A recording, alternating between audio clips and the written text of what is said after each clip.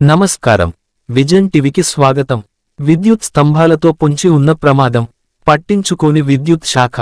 అనపర్తి నియోజకవర్గం, పెదపూడి మండలం. టెక్నాలజీ కొత్త రూపు సంతరించుకుంటున్న ప్రస్తుత సమాజంలో ప్రధాన వాహకము విద్యుత్ అనటంలో అతిశయోక్తి లేదు. అటువంటి విద్యుత్ మనవరకు చేరేందుకు ప్రధాన పాత్ర పోషిస్తున్న ఇనుప విద్యుత్ స్తంభాలు నేడు ప్రమాదగంటికలు మోగిస్తున్నాయి.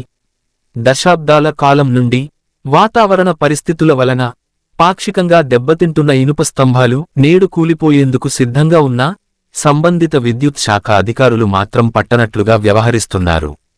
ప్రస్తుత వర్షాకాలం దృష్ట్యా ఇనుప స్తంభాల నుండి ప్రజలకు ప్రమాదం పొంచి ఉంది.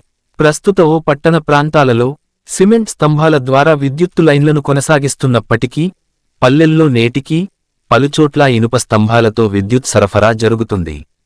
ఏదైనా ప్రమాదం జరిగితేనే తప్ప సంబంధిత అధికారులు పట్టించుకోరా అంటూ ప్రజలు విస్మయం వ్యక్తం చేస్తున్నారు.